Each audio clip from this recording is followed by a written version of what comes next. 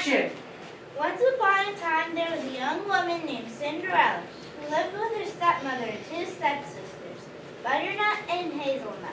Both stepsisters and their mother treated Cinderella as if she were their maid. Every day they forced her to scrub and polish and clean and do whatever else they wanted her to do. Despite this awful treatment, Cinderella worked cheerfully because in her heart she had a secret wish.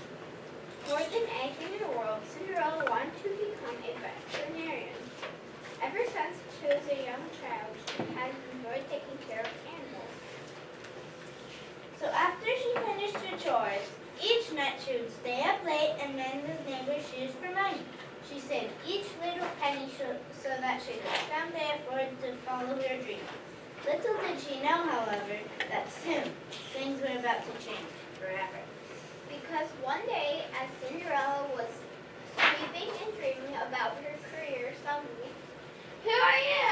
"Why, child, I'm your fairy godmother, here to grant your greatest wish." At last, Cinderella thought this was her chance to become a veterinarian. "Great! I really like to become it!" "Oh, I know. Don't worry about a thing. I've taken care of everything. You're going to the ball tomorrow night where you'll meet a handsome prince, fall madly in love, have half a dozen kids, and live happily ever after." "No, but I want..." "There's no need to thank me, dear. I've got to be off now. There's a princess having a hard time waking up with you. I'll take care of everything and check in on you later." And so the fairy godmother left Cinderella to sleep and clean and think about many things. After spending the night in deep thought, Cinderella came up with a great way to get out going to the ball, so she could continue her own dream. First, she went to the room where her oldest stepsister Hazelnut was sleeping. "Hazelnut, time to wake up." "Huh? Oh, you! Go away!" "Say, Hazelnut, I was thinking, wouldn't you like a fairy godmother to help catch the prince at the ball tonight?" "Me? You think I need a fairy godmother? Why, the prince will take one look at this beautiful prince and instantly fall in love. I don't need any help. Now go get my old friend for breakfast." But Cinderella wasn't about to give up that easily. Next she tried her other stepsister, Butternut.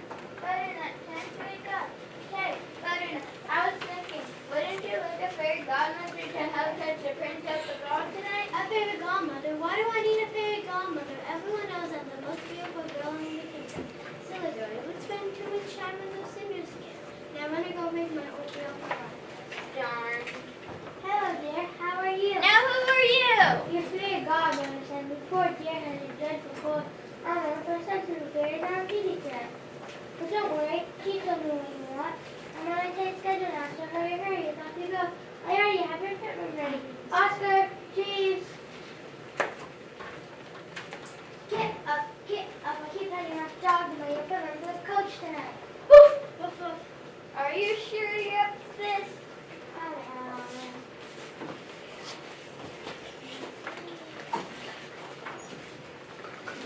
And so came the big day of the ball. All the women from the kingdom arrived wearing their finest clothes to dress the prince. The substitute fairy godmother had created a beautiful new outfit for Cinderella, along with a stunning pair of new glass slippers. But Cinderella refused to wear the slippers. Choosing instead a pair she made herself, using leather straps saved from her customers. If she had to go to the ball, she decided she would at least wear comfortable shoes. "Goodbye, dear. Have a good time now. See you at midnight." "No, but I don't want to." "Oh, hello." Introducing Miss Rubble. Miss Uber. "Hey, that girl looks awfully familiar." "You know, you're right." "Beautiful." "What?" "Incredible." "What?" Miserable, I must say. Ding, ding, ding. "Midnight already? Gotta run." No way, it's only 10 o'clock. I must know. No, it's too late. Cinderella was already well on her way home, assisted by her two trusty footmen, Oscar and Jeeves. Several weeks passed after the ball. Cinderella's life was back to normal. She often thought of her narrow miss with the prince and was glad to be back at working at her dream of becoming a vet. But one day, as Cinderella was in her kitchen sweeping, who should appear but... "Don't tell me you're a fairy godmother too."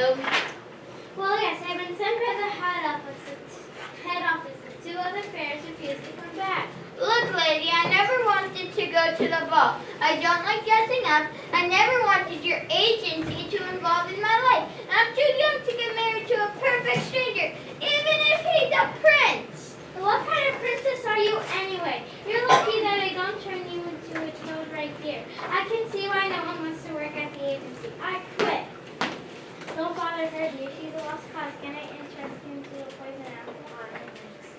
At last I have found you. Can this day get any worse? Let me finish without setting down the ball. I've been searching for you for I've never seen a more beautiful pair of comfortable shirts. Huh? Your shoes, they look so comfortable. You don't know how long I've searched for a decent pair of comfortable shoes.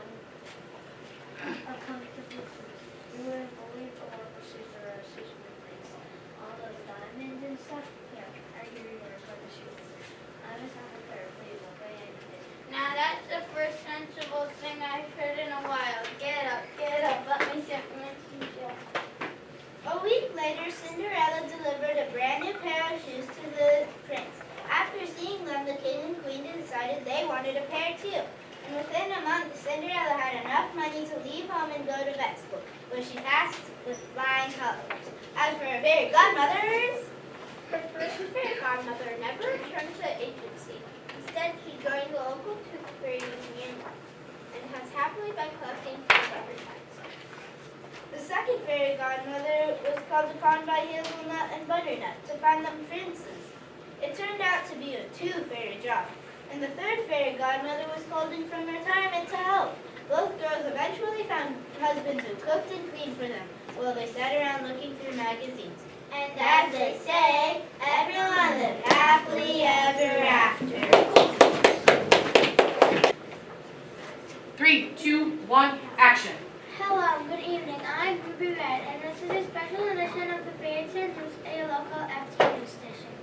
Our talk show tonight takes place high in the tower of the castle where young Rudy has just awakened. Pete? Yes, hello everyone. I'm Pete Charming. Now we turn to our investigator reporter, Wanda Warehouse, to get this latest about this 100-year event. Wanda? Hello, Ruby. Hello, Pete. This is Wanda About reporting live from Yellowstone Castle. I'm here with David Dashing and Sleeping Beauty with some extraction news. David, can you tell the audience what just happened? Sure, Wanda, I just lost a tooth! No, David, I meant what happened with her. Oh yeah, well this morning my mom sent me out to get some exercise and I thought it'd be really cool to climb some stairs. So I climbed this tower and found this lady here with a sign that said kiss me. For my favorite, if you kiss people on the lips, they're really frowns in disguise. And I think kissing is really icky anyway. Well, the sign did say kiss me, so I decided to kiss her hand and see what happened. It wasn't anything too exciting, she just spoke up. Did I say that I lost a tooth? Sleeping Beauty, did you have any thoughts of this situation? Exhausting. I was right in the middle of the perfect dream when I woke up to see this little kid I don't even know right next to my bed. So when are you two getting married? What? I'm only 9! I don't even know him! I heard royal weddings are just so wonderful. What do you think would do the flowers for you? I'm allergic to flowers. He's only 9! And the food, did you know a local FT news station covered Cinderella's wedding? The cake was fabulous. Haven't you tried out your cake yet? I love cake, but just the frosting part. What news station do you say you're from? And what kind of reporter are you anyway? Things have certainly changed, but I've been asleep. One final question, then I'll leave you two alone to find your wedding. Do either of you have thoughts of your honeymoon? Oh, I've never been to the moon before. Cool. This is ridiculous. I'm going back to sleep. Well, we'll be well, Peter. This is another love story ends happily with this wonder we're about reporting live from Yellowstone Castle. Oh, young love, it's so wonderful. It is, Pete, and now we turn to our cooking segment. Tonight we have a special treat, a very own Fairy Tale News channel. Chef May is on site at the house of the 3 little pigs. Miss May? Hi, Ruby and Pete. Today in our cooking segment, we are going to discuss Italian cooking with the 3 little pigs. I'm here with them after their recent narrow escape from the wolf, and it seems this experience has helped them learn quite a bit about cooking. Little Pig, can you tell the audience about the special sauce you've recently prepared? Yes, Miss May. As you know, we had to create a fire to prevent that big old bad wolf from coming down our chimney. That's why we discovered that if you keep spaghetti sauce over the fire and cook it slowly for many days, it tastes much better. Yeah, it does look good. Little Pig, can you tell us what you add to the special sauce? Well, you see, my first half is made of 6 from an enchanted forest, and when a wolf goes down, you feel those 6 got mixed with the sauce. That became a special ingredient.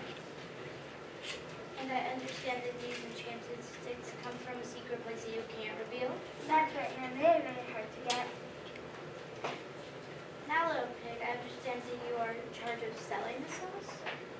Yes, I am, Mom. How did it be all of a sudden? My, you're right. Where did that wind come from? It's supposed to be clear today. I have to get home. My house is in sure. Oh, wait.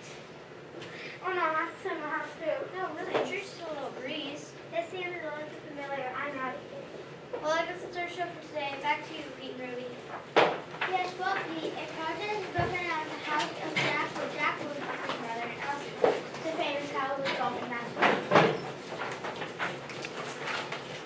Yes, Ruby, it does look serious. Apparently, Jack's beanstalk, which made history just a few years ago, is scheduled to be chopped down to make room for a new shopping mall. Things are sprouting up fast on this year.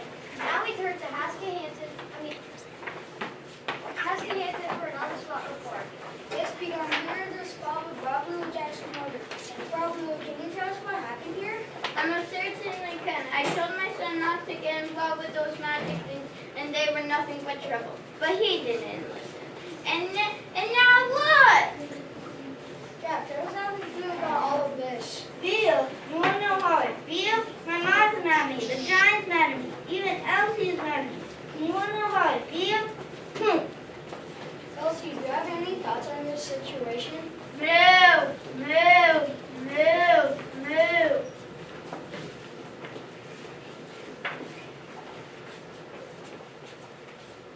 You're here for the skirt. Can you tell us why you're doing this? Yes, sir. Make sure to get the good side of business. We're here because we believe the beanstalk has become a valued part of our land. It provides shade for the park nearby and for our tourist reaction for our little towns. And now they want to tear it down to build a wall. Hi, Mom!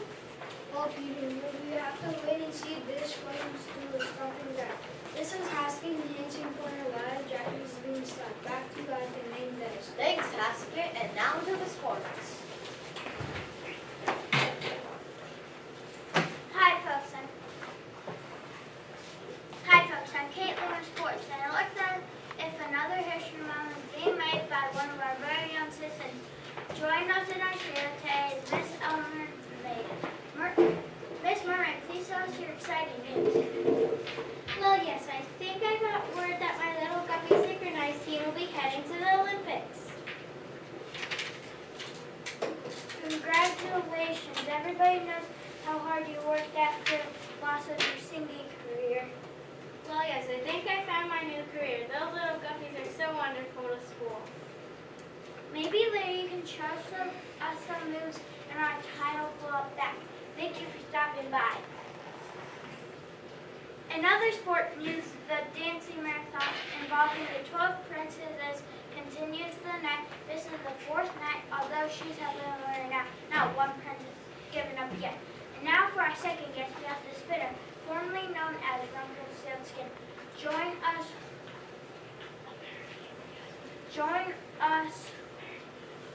where he has been a participant in the world-class gold spinning contest. Are you there, Spinner? Yes, I'm here, Katie. Well, I hear that you're in first place so far in the amount of straw that has been spun into gold. You got it. Gold's the game down here. And has anyone guessed your name? Actually, everyone is so busy spinning straw into gold that they don't really care what my new name is. It's very refreshing just to come down here and complete doing something I love. Well, we wish you the best luck. That's it for sports. Back to you, Pete. Thanks, Katie. That concludes our evening segment of Airtel News. Tune in tomorrow and find out the new Joker Center being opened by Rumpelstiltskin. Also, watch out for a touching interview with the Wicked Witch of the Northeast and how she's coping after losing her only pair of magic garnet slippers. In our cooking segment, Gourmet will show you how to make a delicious apple pie using the enchanted apple from Snow White's apple orchard. Also, we will give you an update on the hunts for the land's most wanted burglary suspect. Goldilocks. Good night and happily ever after.